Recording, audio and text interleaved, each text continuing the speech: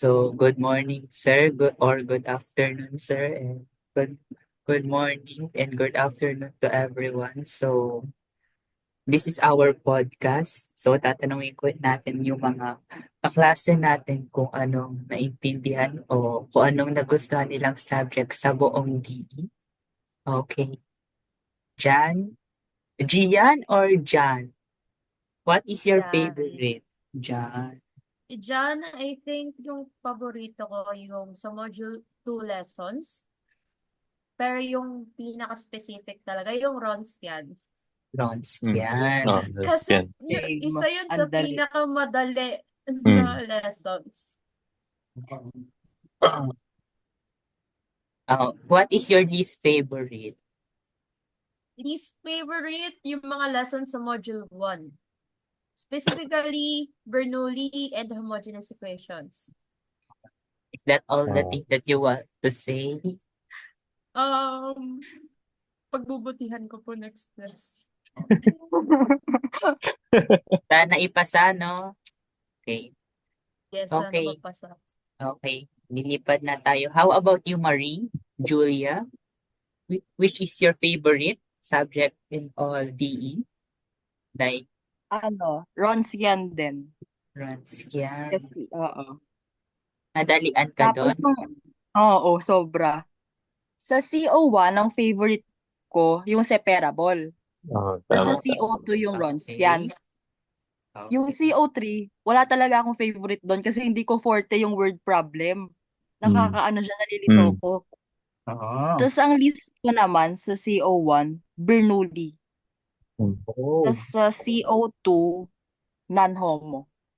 Nanohomo. Yeah. Is there anything you want to add? Sir, ipasa mo ko. Thank you. Okay na. Okay, Rupert, you're next. What is your favorite and which is this? Siguro yung favorite ko, yun din, sa CO1 separable. CO1. Yeah, Pare-parehan? CO1 din ako nadalian sa lahat. Kasi doon ako mas nag-aral. Kasi yun yung nagsagot ako nun. Di ba ang daming binigay na activity doon ni Sir? Yes.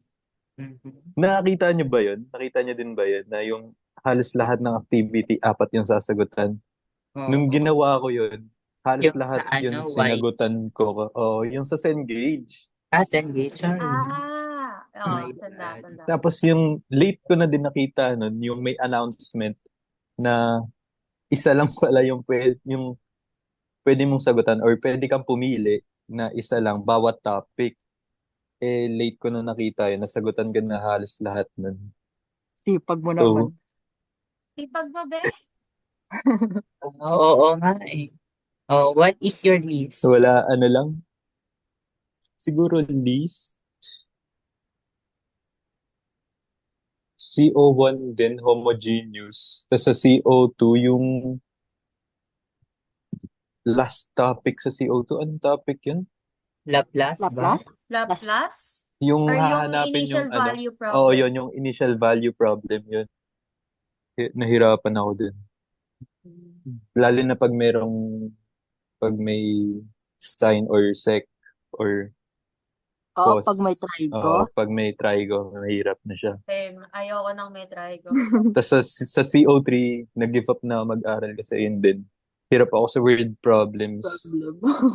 Same. Hirap din Like, ako sa word ang hirap problems. intindihin bawat salita, bawat Totoo.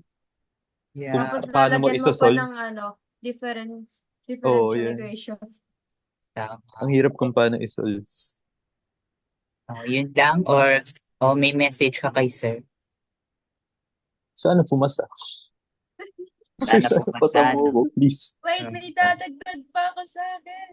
Oh, sige, bago ako, ikaw muna. Anong gusto mo i-adagdag? Yung sa course outcome 1, yung pinaka-nadalian ako sa definition ng terminologies. Pero, Tapos, bakit? Totoo naman. pero walang ganun na lumabas. Please. Walang Alam ganun ko sa na. CO1 na Pero, exist. wait. Pero, nasa topic siya ni Pero, sir. nasa topic siya ni Oo. Sir. Tama.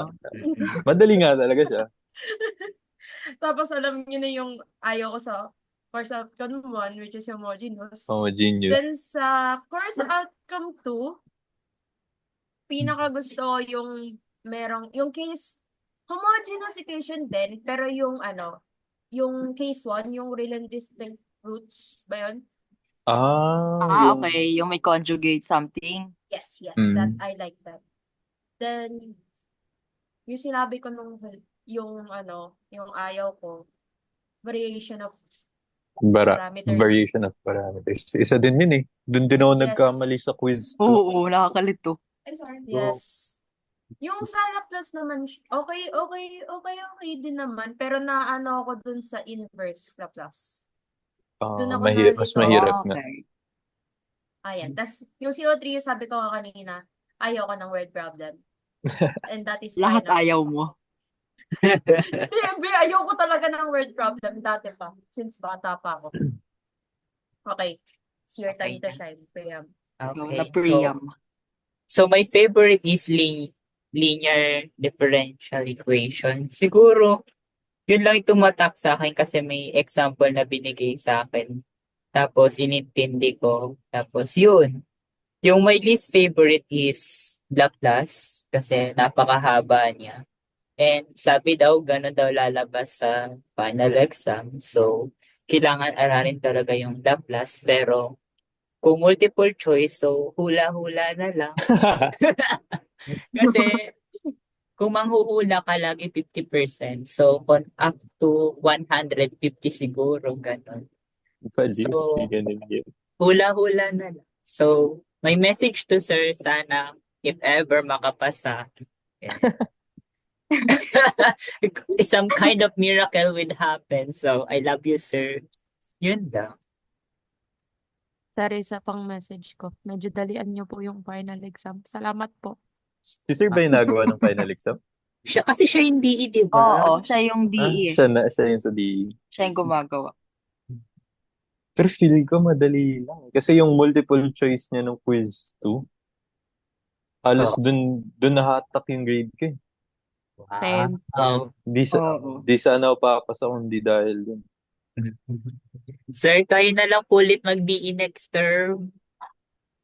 Bakit parang gusto mong umulit pa? Hindi, for my friends and my other Okay, classmates, para if sa'yo. ever.